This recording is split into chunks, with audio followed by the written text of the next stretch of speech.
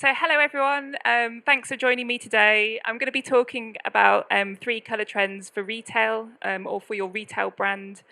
Thanks very much for kind of braving the wind and the weather to get here, because it's not the easiest of days, I think, either, and it's been a particularly tumultuous past few days. So thanks so much for joining me. I'm just going to talk a little bit about how we can make better, successful colour choices for retail brands. I'm going to be going over some of the key challenges that lots of brands face. I work as a colour consultant, which I'm going to talk about. And I get lots of common questions, actually. And so this talk is going to highlight some things that you can tackle better for your brand in terms of colour, and also in that kind of changing retail space as we're finding ourselves in now, I think, as well. So I've also recently wrote a book which is called The Colour Bible. It tracks 100 colours across art and design, and it's only literally just come out in the last few months. So I'll be using some of the content from the book to also showcase some better thinking, I suppose, with colour.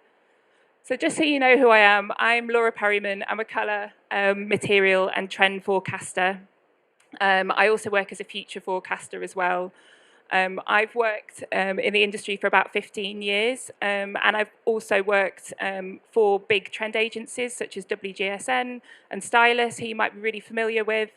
And I've also worked in-house for brands, curating colour palettes for ranges of products, and also predicting colour palettes 2 to 3 years in advance for lots of different industries, actually, from tech to home to fashion.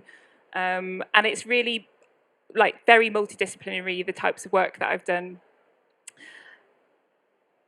So I work in this area of colour, material, finish, which you can see on screen. The centre of lots of the work that I do is around trend forecasting. So that's looking broadly about what's going on culturally within the design world and stitching together really clear visual identities and narratives for lots of the brands that I work for.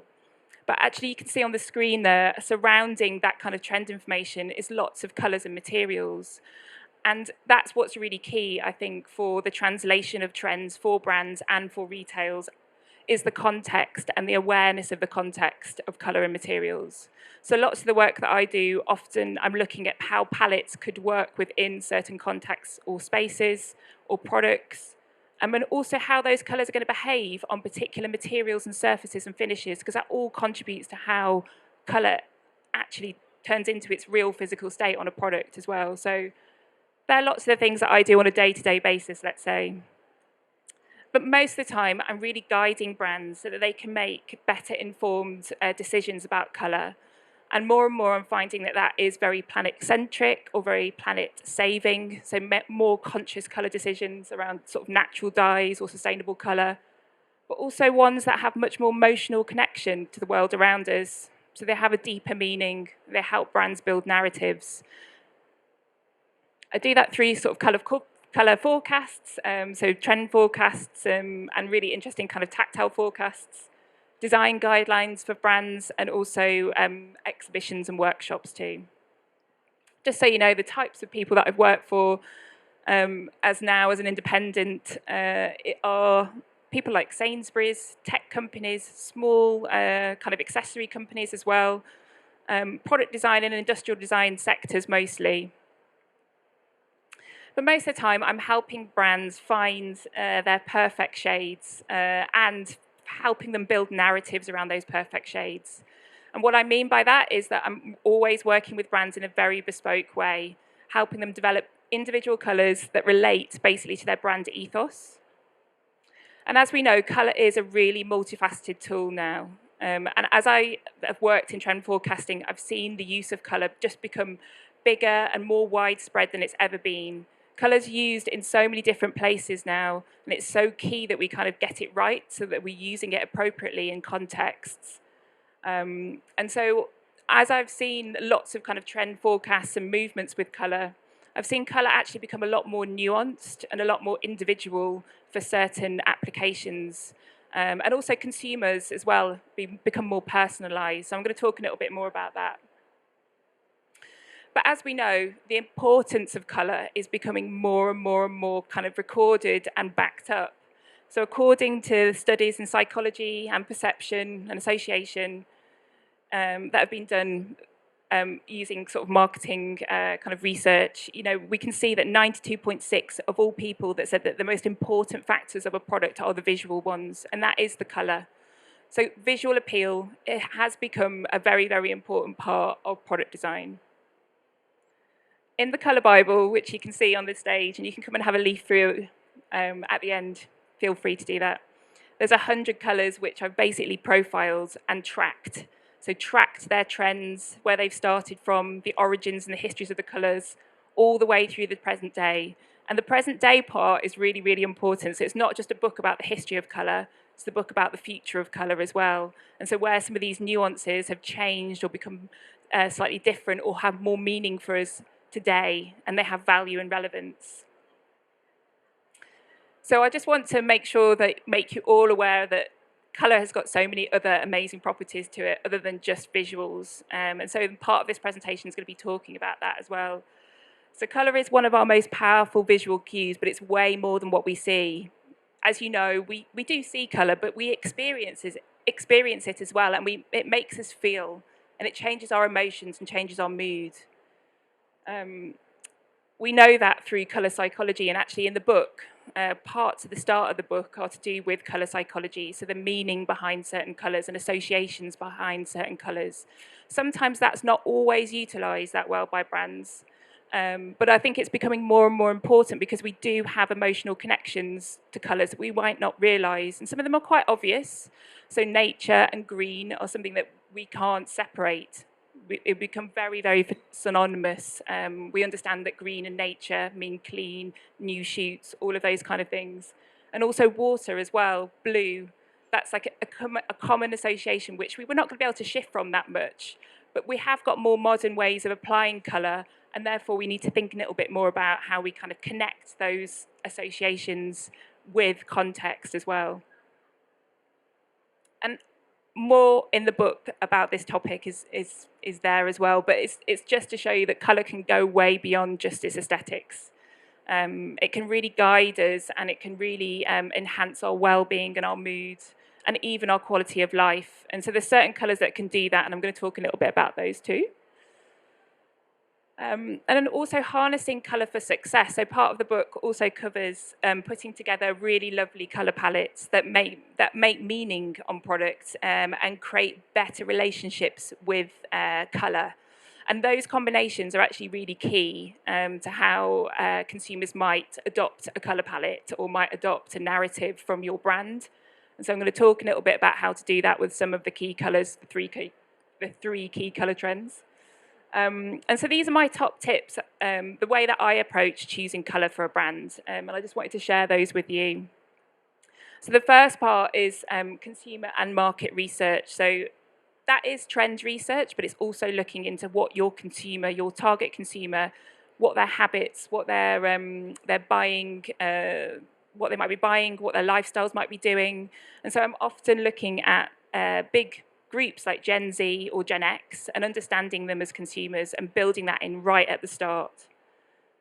I always look at colour properties, benefits and associations, and lots of colours have hidden benefits and properties about them, which I'm going to talk a little bit about. But I really, really encourage brands to think about how their ethos might connect with some of these things. Appropriateness, which is context basically, and are these colours that you're going to choose relevant for the context? So space and interior space is way, way, way different context than a small product that you might hold in your hand. And therefore colour and the range of colour and the nuance of colour needs to change because of that. And so lots of the time I'm refining colour trends that we might see and making them refined or more sympathetic to some of those situations and some of those brand contexts. And then also product circularity as well, a big area that's coming up, and materiality as well. So, how can colours work with materials in really kind of ethical or more sustainable ways? And I'm consulting a lot on natural dyes, a lot within product design, which is kind of a new area really. And so what I think brands do really well, and designers as well, is they know really well what influences colours. You track trends, you can see what's influencing colour out there. but not always do we know how colour influences us and how we can connect on an almost deeper level with colour within the work that we do. And so lots of brands are often kind of left thinking kind of like, which colour do I go with? Like, should I follow trends? Should I choose, Pantone's colour of the year and kind of roll that into all of my products? And I think there is like this kind of need to kind of follow trends, but there's also a need to sort of pick something that's really going to benefit the consumers that you're working with as well. And so lots of brands are left either with a plethora of choice, loads and loads of colour trends, or they're left with something like this, which is a broad brushstroke. So how do we translate something like colour of the year down into all of the multi-products that we might have, all the touch points? And brands now, there are loads more touch points than there ever have been. We're talking about digital, physical products, we're talking about e-commerce, digital presence. And so there's a real kind of challenge actually with colour, but it can also be a really fantastic tool for communication.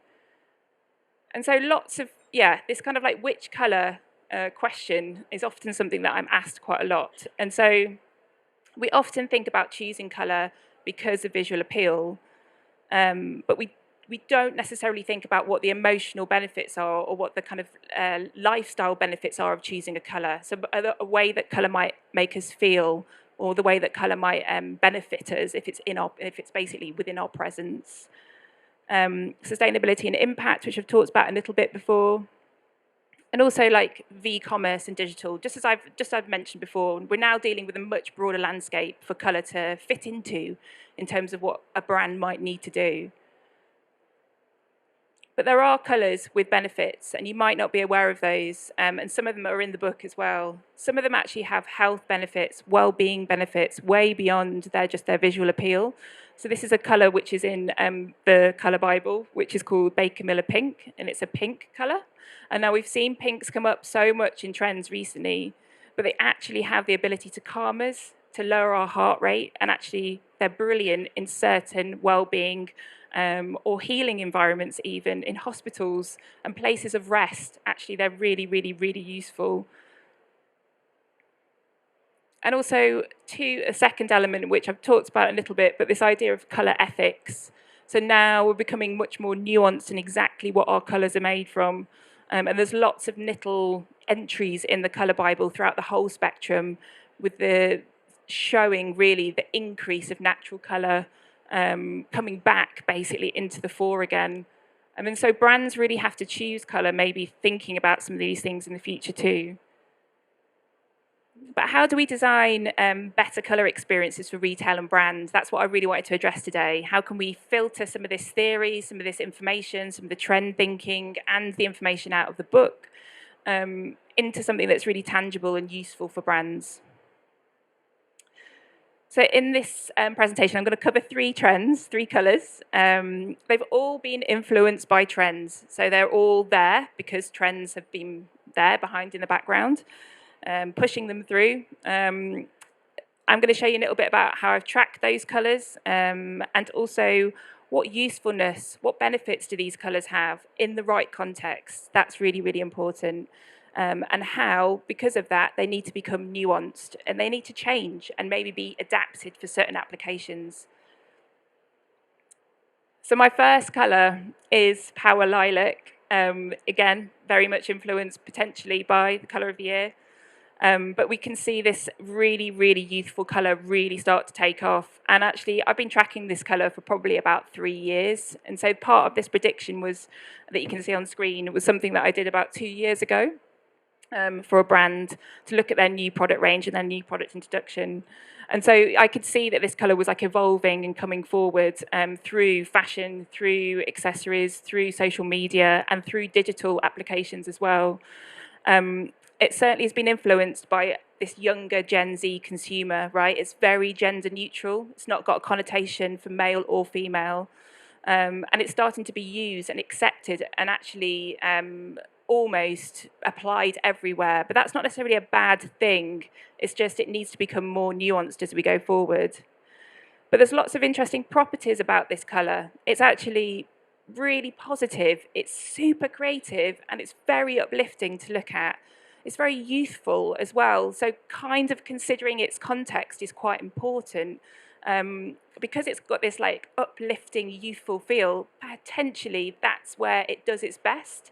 And maybe in more serious situations, this isn't quite the right colour. I wouldn't say it's the most sophisticated colour in the world. It's very playful. And therefore, yeah, its judgment and where it's used is actually quite important.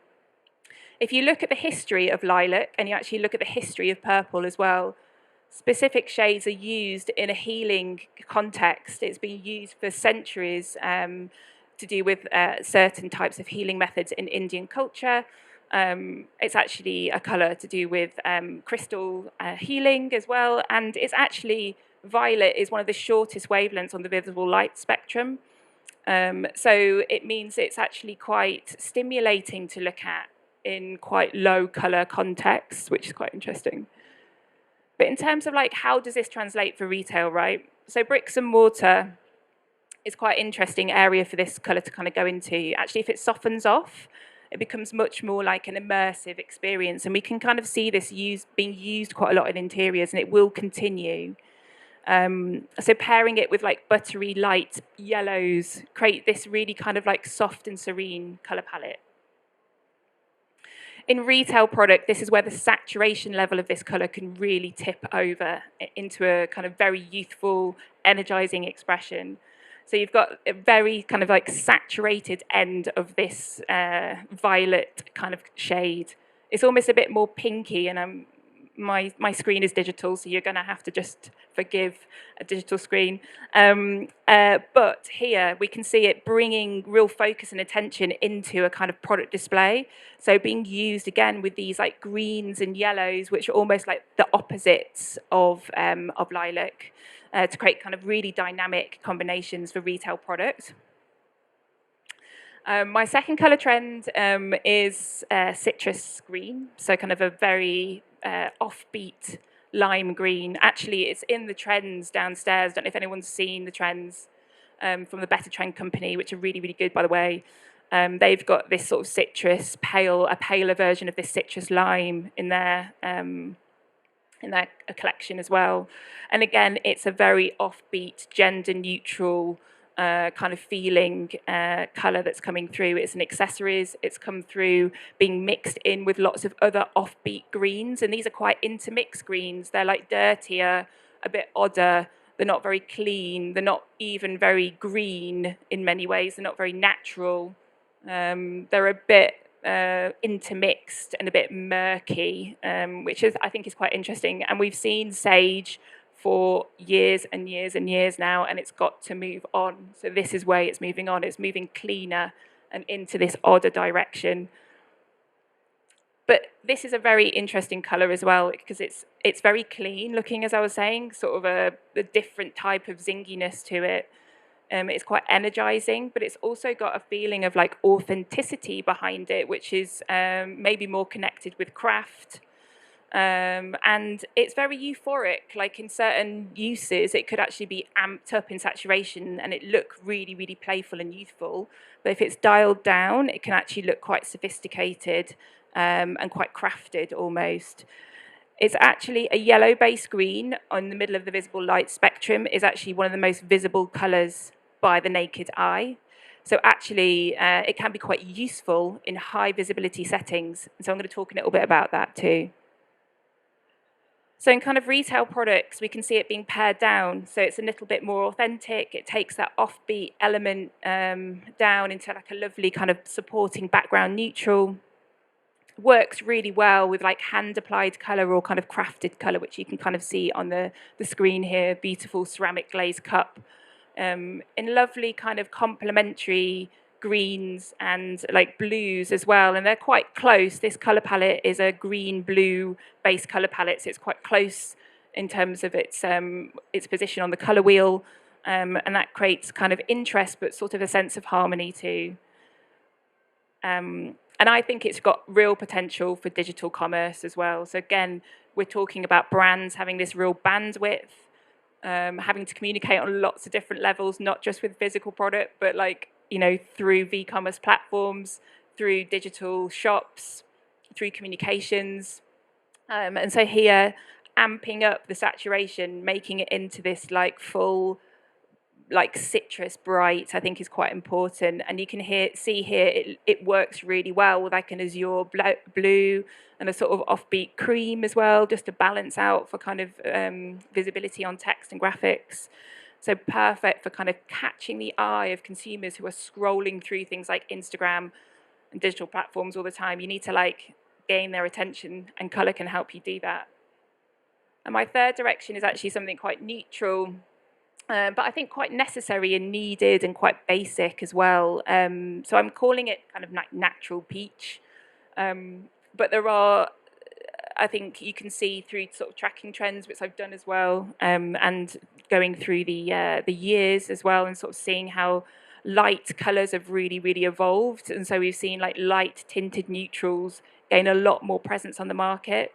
And that's because of various things like sustainability, wanting to kind of pare back and not have an over, I suppose, an overly kind of exuberant expression necessarily with products. And we've seen lots of natural materials come through, lots of natural dyeing come through into fashion and textiles and home. Lots of kind of unbleached cottons and kind of raw textures coming through way across tech and home, and this is really growing as a trend, I think, as well. And the reason why that is because these colours are actually like tinted pale neutrals, I suppose. This definitely has a warmth, a really nice warmth undertone to it, a pinky undertone to it. It's very nurturing and very organic. It's very warm and reassuring as well.